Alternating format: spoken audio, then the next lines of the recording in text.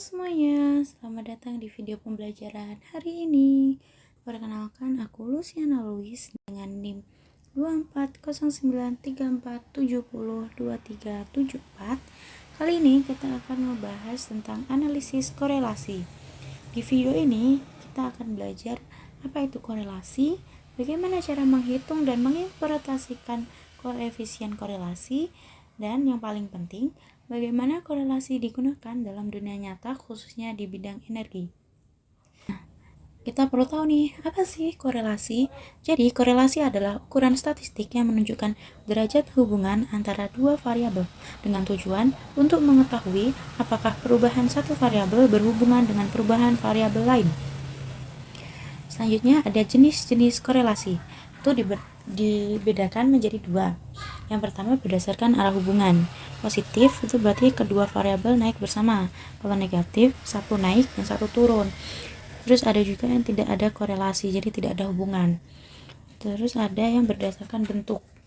Berdasarkan bentuk itu dibagi menjadi dua, yaitu linear, hubungan membentuk garis lurus, dan non-linear, hubungan membentuk kurva. Ada juga koefisien korelasi. Nilai R berada antara minus 1 dan plus 1. Jadi kalau misal R sama dengan plus 1 berarti korelasi sempurna positif. Kalau R sama dengan minus 1 berarti korelasi sempurna negatif. Kalau R sama dengan 0 berarti tidak ada korelasi. Jadi semakin mendekati kurang lebih 1 itu hubungannya semakin kuat. Jadi umumnya dihitung dengan korelasi persen untuk data interval atau rasio. Terus ada interpretasi nilai R. Jadi misal nilainya itu 0,80 sampai 1 itu berarti sangat kuat. Kalau misal 0,00 sampai 0,19 berarti itu sangat lemah atau bisa dianggap tidak ada. Nah, ini adalah contoh soal atau latihan soal yang akan kita bahas. Nah, terdapat soal, seorang analis energi ingin mengetahui apakah terdapat hubungan antara suhu udara harian dan jumlah konsumsi listrik di suatu kota selama musim panas. Data berikut diperoleh selama 7 hari berturut-turut. Pertanyaannya, yang pertama, hitung koefisien korelasi persen antara suhu udara dan konsumsi listrik. Kedua, jelaskan hubungan yang terjadi antara kedua variabel berdasarkan hasil perhitungan.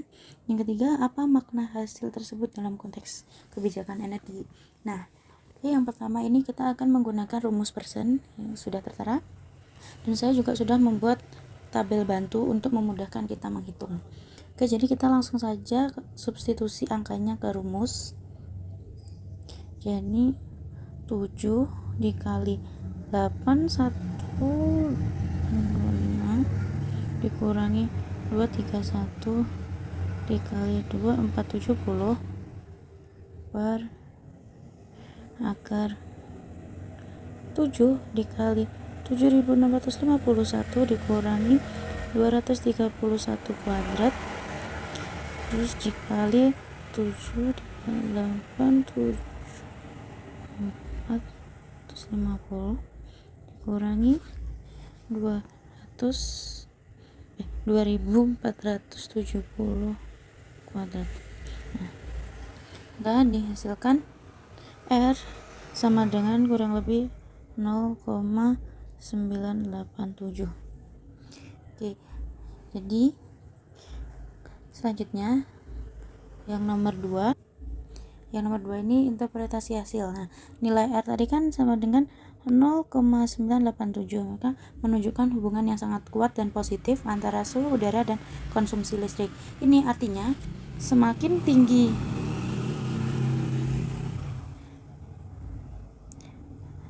semakin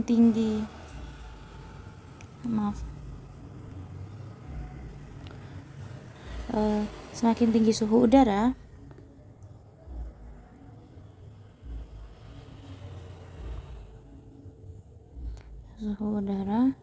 maka konsumsi listrik juga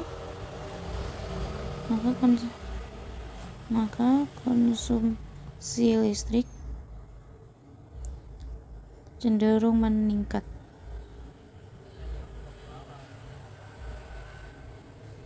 Ini karena misal kayak penggunaan AC yang meningkat atau penggunaan alat-alat elektronik seperti itu. Oke, selanjutnya, nah yang nomor 3, makna dalam konteks kebijakan energi. Jadi pemerintah atau PLN dapat memprediksi lonjakan konsumsi listrik berdasarkan data cuaca gitu. Terus dapat juga sebagai dasar untuk menyusun proyeksi beban listrik harian, merancang strategi efisiensi energi saat puncak panas, juga bisa menyesuaikan cadangan daya untuk pembangkit. Nah, itu dia yang dapat kita bahas tentang analisis korelasi dalam statistik, lengkap dengan contoh, dan juga kita bisa tahu nih kayak apa sih gunanya korelasi ini gitu. Dan kita juga udah belajar tentang hubungan antara dua variabel dari korelasi, dan juga arah dan kekuatan hubungan. Dan ingat juga korelasi itu tidak sama dengan kausalitas ya. Oke. Terus terima kasih sudah menonton video ini. Kalau ada yang kurang paham bisa ditanyakan di kolom komentar. Sampai jumpa di video berikutnya. Bye bye. Kalau kau sedang sumpah bilang apa?